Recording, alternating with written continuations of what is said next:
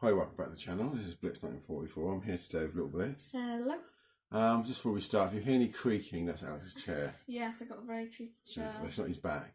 Yes, if it was my back, I don't think that would be very good. No, it'd be a Because problem. that could be on the brink of breaking. Yeah, could be.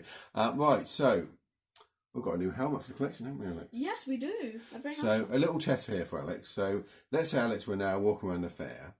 Just from the outside of this helmet, just looking from what you can see there, what can you tell me about it? So what I can see, first of all, this is an M40. And how do you know that?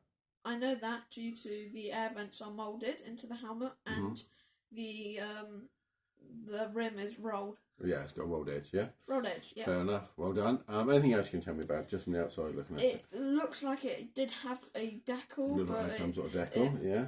I think it might have been rubbed off during World War II. Which is common. Common, yes.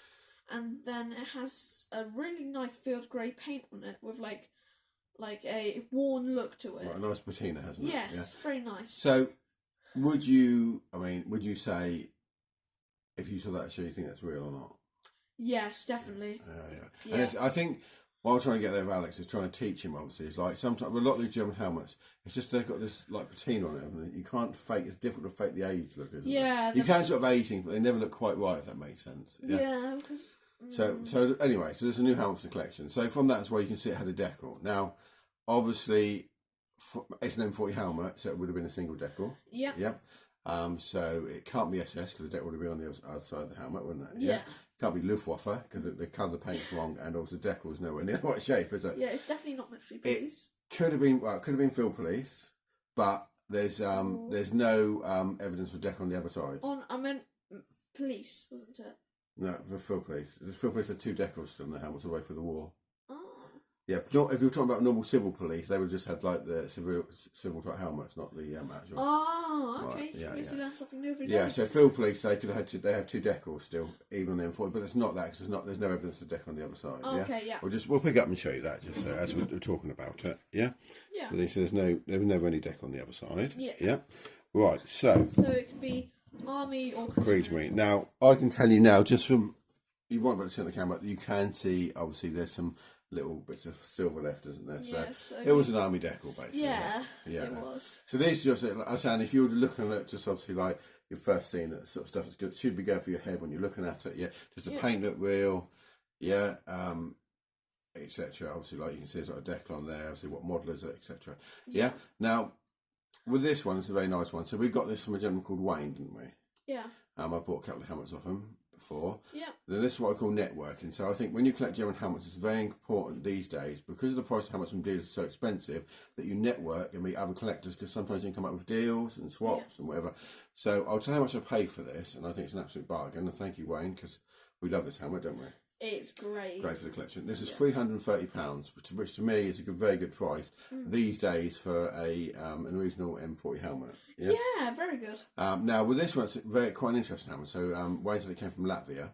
Yeah. It's found Latvia, and you can see here it's got a very small bit of damage. I don't know if you can see that. There's a little shrapnel strike right on the edge of the. Yeah. You see that there? Let me bring that up. You see a little shrapnel strike there? Yeah. So what we do here is I'll get up and we'll look at the line. Now this is what we call. So this line's had blood in it, yeah? Yeah. Okay, so that's obviously the guy who's one that's had head injury. You can tell this obviously by the black staining, and the line has gone like completely rigid, hasn't it? Yeah. Yeah. The blood's dried. It's dried the line out completely. Yeah. Now, so it's an interesting helmet on that point, isn't it? Something different for the collection. This one is an ET64. Yeah. With a lot number of 938. Yeah. Now, obviously, looking at Brian Ice's lot number book, that helps me and tells me that this helmet would have been made in 1941. Yeah. Yeah. So a little bit of research we've done as well. So it's a nice helmet to have in the collection, isn't it? Yeah, really nice. And so when you look at this helmet, Alex, what's your favourite thing about the helmet? Have you got anything that's really good, stands out for you? I really like the paint and how it's got that nice worn look to it. I always love got that really nice, like proper combat look to it, isn't it? Yeah. I always love helmets with a proper combat look, with still quite a bit of paint on it left. Yeah. Like, I think, in my opinion, they look lovely. I'm not saying like if they don't look worn. I'm not saying they don't look nice. Obviously, it's a German helmet. It still looks lovely. Yeah. It's just on this helmet particularly, Yeah. I like is the combat look. And also, I should point out, so when you're looking at these helmets, we did this before, that always make sure, like with the liner, it's nicer, it's reasonable from the helmet, which this one is. Yeah. I'll try and show the pin. It never works, does it? But No. I think you can see the pin there. Yeah. It's tight on. They're all like that. This line's never been out of this helmet. It's the original one that came with it. Yeah? Yeah, lovely. Because you want to be seeing when you're buying German helmets. Yeah, because you always want the original line. You want it as original as possible. So yes. This is a nice, I would say this obviously was picked up at the time, just after the battle, etc. Yeah. And so it's a nice helmet to have in the collection, isn't it? Yeah, wait, did it have a chin strap? It would have done, obviously, it's just rotted off over the years. Oh, okay. But yeah, so just a quick look around the outside of the helmet. So Very you can, nice.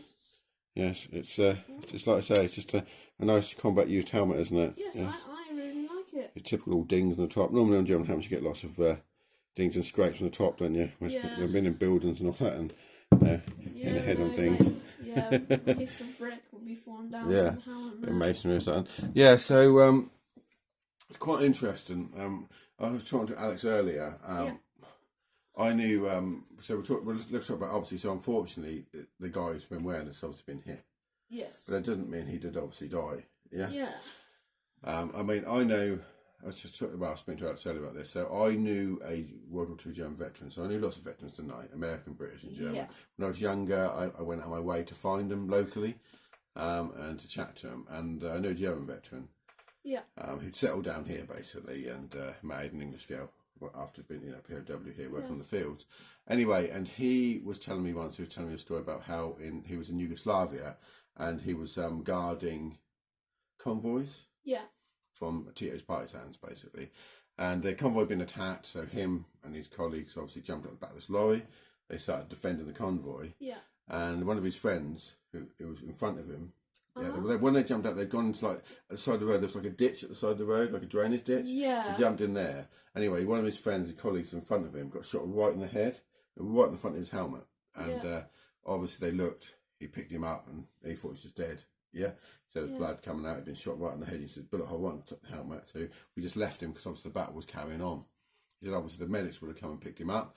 He thought he was dead. That was it. He never saw him again. Obviously that was it. But strangely enough, when he became a prisoner of war in 1945, he actually saw him in the POW camp. So there he was. So what the guy then explained to what had actually happened was he had been shot in the head, had hit the helmet, but the helmet slowed the bullet down enough that when it hit his actual skull, it had gone in, but not obviously gone into his brain. Yeah. And that what it had done, obviously, that cracked the front of his skull open a bit, and obviously that's what was bleeding so much. So it looked like, and obviously it knocked him out. So it looked like he was dead, but he wasn't. He was just knocked out. So that was lucky, wasn't it? Yeah, thank God. So it doesn't, because this one's got blood on the line, doesn't mean the person wearing it actually died. Yeah, because it could have exactly been the exact same. Yeah, like, but same you can see there, obviously, yeah, unfortunately, there's been like a nasty hit on the side there, a bit of shrapnel, isn't it? And it's caused that situation. But yeah, so that's a new helmet for the collection. Yeah.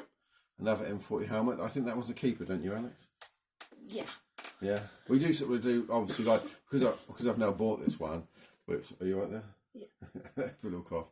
Yeah, because I've now bought this one, I'll have to sell one of the other ones from the collection because we don't have the room or the money to like keep helmets, everything. But which one do you think you're probably going to sell? I'm probably going to sell one of the other ones I got from Wayne, actually, because this is a really nice combat one. I'm probably going to sell the M42 we got with the Shed Find M42 with the line and chin. Very nice helmet to have in the collection, but I can't get everything, and I prefer this one over it. Yeah. And to be honest with you, I didn't know somebody's going to buy it. So again, networking. I know a fellow collector who already wants it. So he asked me the other day about it, and now obviously I bought this one. I didn't want to sell it because obviously, I don't like to sell unless I have to. Yeah. Because I bought this one, and then I'll have to make room in the collection. Yeah. That one will go basically. So he's happy. He'll get his helmet. Yeah. I've got this helmet. I'm happy. Wayne bought another helmet, so that's why I had to buy. Sell this one. That's how it goes, isn't it? Yeah. When stuff gets into your collection, it comes, it goes. Yeah, it does. I mean, as I said, some people once it goes in the collection, it never comes out. That's it. They keep it, which is fair enough. If you've got the room, that's great. But we don't have the room to do that. So if we did have the room, you probably would have kept every single. Oh, that would be ridiculous, wouldn't it? You'd better get in the house. Yeah. Yeah. Or we would have a man cave like Stan. Oh, that'd be nice. Yeah, but we don't actually. Well, we did try and get it, but unfortunately, the boss said no, didn't she? Yes. Because we do have a shed in the garden, which would be ideal for a man cave. It's got electricity going to it, and we could have made that into a really nice man cave, couldn't we? Yeah, and then she was like, "No, you're not allowed it." We do have a collection in the front room, so it's probably fair enough. I mean, we'll try. Max them as well. Yeah, we'll try and work on it. Perhaps next year we'll be able to work a little bit more. Next year, you never know. No, we can spread the collection into there and better get a few more bits in, won't we? Oh yes, I'd love to actually split the collection there. It's like it would be nice because sometimes I might even just sit there with my iPad, just like in the summer it'd be nice. I mean, obviously once you got electric, we could put heating in there. It'd be nice, wouldn't it? Yeah, it'd be really lovely. It's watertight, so what else do you want? Yeah, it's not like it's going to get wet. No. Right, there you go. We're not allowed, so we'll forget about that. Well. But we have bought. I've bought quite a few other bits, haven't I? Recently, had a bit of a spending spree, which I shouldn't have done. That's like always with collecting. But I've seen some bits I wanted. So we've got a few more videos we'll make over the next few days, haven't we? Yeah. Probably just do one a day, to be honest with you. We don't overdo it, do we? Yeah. Right. Well, that's it. Yep. That's our new WW2 German M40 helmet for the collection, and I'll see you again. Alex, do your bit. Alright, well, it's Snipe 44, and before you go, please remember to subscribe, because that really helps out, and like as well, because that'll help. Well, thank you very much then. Bye. Bye. Oh, sorry. That's all right, don't worry.